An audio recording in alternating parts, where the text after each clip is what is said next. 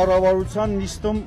փաստաթղթեր եք հրապարակել։ Այո։ Իմիջիալոց Փաշինյանի հետ վիճած Արթուր Օսիպյանը կալանավորվել է 2 ամսով, հայտնել է փաստաբան Ռոման Երիցյանը։ Նրան մեղադրանք էր առաջադրվել քրեական օրենսգրքի 3 հոդվածներով, մասնավորապես խուլիգանություն, բռնության հրապարակային կոչ եւ մի խումբ անձանց միջնորդությամբ քարոզչություն իրականացնելու խոչընդոտելու հատկանիշներով։ Քաղաքացիական պայմանագիր կուսակցության վարչապետի տեխնացու Նիկոլ Փաշինյանի հետ օրերս վիճաբանած, ապա ձերբակալված արցախցի Արթուր Օսիպյանին կալանավորելու միջնորդություն էր ներկայացվել դատարան։ Մինչ Նիկոլ Փաշինյանին հանդիպելը նա համացանցում գրառում էր արել, որը ավելի ուշ քննչական կոմիտեն դիտարկել էր որպես բռնության հրապարակային կոչ։ Я прошу здесь просто понимания уважаемых коллег. Նարեկ Կարապետյանը Ռուսաստանի քաղաքացի երբեք չի եղել, հայտարարել է պաշտոնական Մոսկվայի բարձրաստիճան ներկայացուցիչը։ Ռուսաստանի փոխարտգործնախարար Միխայիլ Գալուզինն է պատասխանել լրագրողների այդ հարցին։ Նա անընդունելի է համարել Ռուսաստանի համար լրտեսություն անելու վերաբերյալ Հայաստանի իշխանության մեղադրանքները ընդդիմադիր գործիչների հասցեին։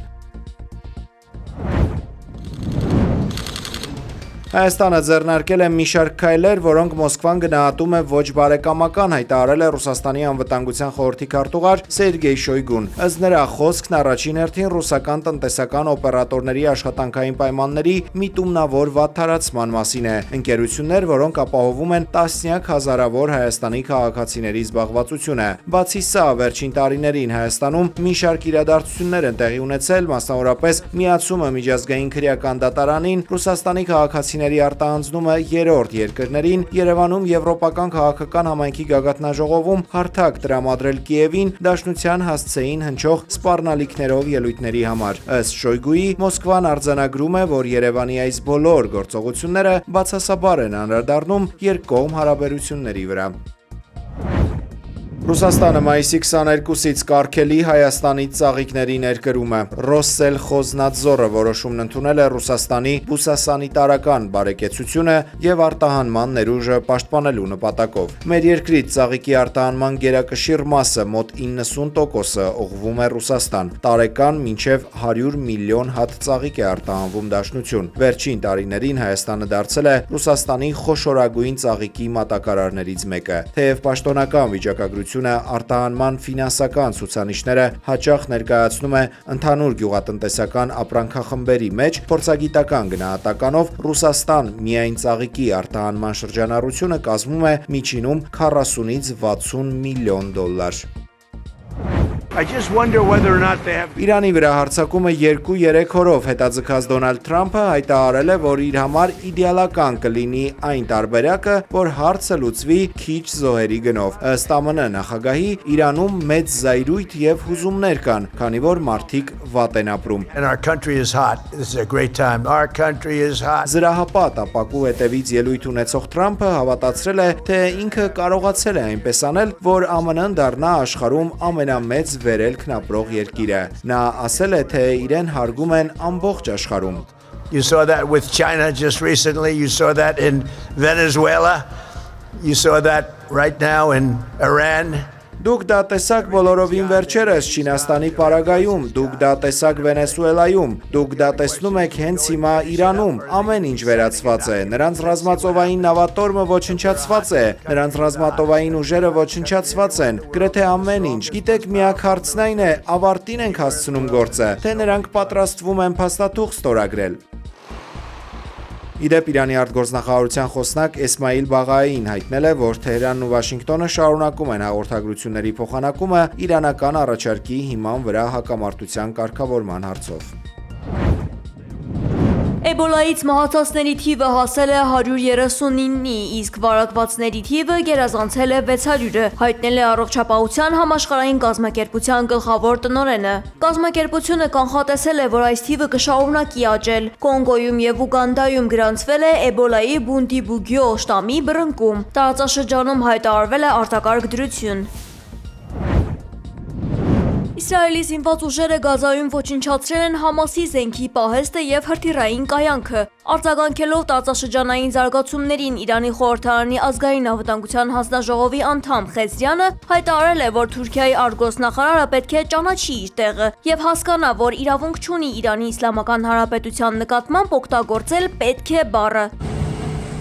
Իրադրությունը ծայրահեղ սրված է մնում նաև լիբանանյան ճակատում։ Իսրայելական ավիահարվածների հետևանքով Լիբանանի Տյուրոս քաղաքում բնակելի շենքերից մեկը հիմնահատակ ավերվել է։ Հարակից կառույցները լուրջ վնասներ են կրել պայթյունի ալիքից։ Իսրայելական կողմը պնդել է, թե թիրախավորված շենքը օգտագործում էր Հեզբոլլահ խմբավորումը։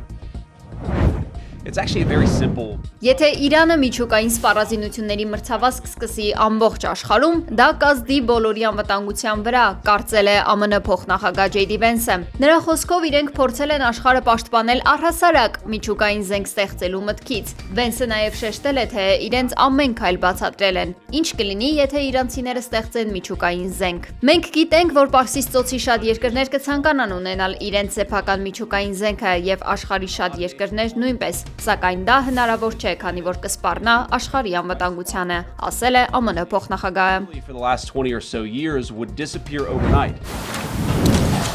Ռուսաստանի եւ Չինաստանի ղեկավարները միջազգային հարաբերությունների նոր մակարդակի մասին հռչակագիր եւ 40 համատեղ փաստաթուղթ են ստորագրել։ Уважаемый председатель Си Цзиньпин, Վլադիմիր Պուտինը հայտարարել է, որ Մերձավոր Արևելքի ճգնաժամի ֆոնին երկու երկրների հարաբերությունները հասել են աննախադեպ բարձր մակարդակի, դառնալով գործընկերության մոդել, որը լավ դինամիկա է ցուցադրում նույնիսկ արտաքին անբարենպաստ գործոնների պայմաններում։ Նա նաև նշել է, որ վերջին 4 տարի ընթացքում Ռուսաստանի եւ Չինաստանի միջև առևտրաշրջանառությունն աճել է ավելի քան 30 անգամ։ Չինաստանի նախագահ Սին Ցզինպինը հայտարարել է, որ երկու պետությունները պետք է համատեղ ստեղծեն ավելի արդարացի համաշխարհային կառավարման համակարգ։ Պուտինը Սի Ցզինպինին հաջորդ տարի հրավիրել է Ռուսաստան։ Նա պատրաստակամություն է հայտնել աշնանը մասնակցելու Շենժենում կայանալիք Ասիա-Խաղաղօվկիանոսյան տնտեսական համագործակցության գագաթնաժողովին։ Լիտվայում խուճապ է սկսվել անհայտ ուկրաինական անօդաչու թռչող սարքի պատճառով։ Երկրում հայտարարվել է օդային տագնապ։ Վիլնյուսի օդակայանը փակվել է, իսկ դպրոցականներին տարհանել են ապաստարաններ։ Սևաստոպոլի դպրոցներից մեկում պատշգամբի փլուզման հետևանքով տուժել է 17 տարեկան 9 դեռահաս։ Միջադեպը տեղի է ունեցել, երբ աշակերտները դուրս են եկել պատշգամբ լուսանկարվելու եւ միասին ցատկել են։ Նրանք ստացել են տարբեր աստիճանի վնասվածքներ։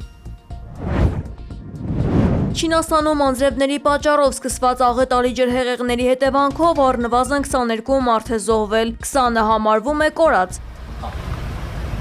Ջրի մակարդակի կտրուկ բարձրացման պատճառով հարյուրավոր բնակիչներ արգելափակվել են։ Հեղեղումներն ամբողջությամբ ծածկել են տներն ու ցանքատարածությունները, արգելափակել ճանապարհները եւ խաթարել էլեկտրամատակարարումը։ Բնակիչները տարհանվել են։ Հայտարարվել է հեղեղումների դեմ պայքարի 4-րդ մակարդակի արտակարգ դրություն երկրի 7 նահանգում։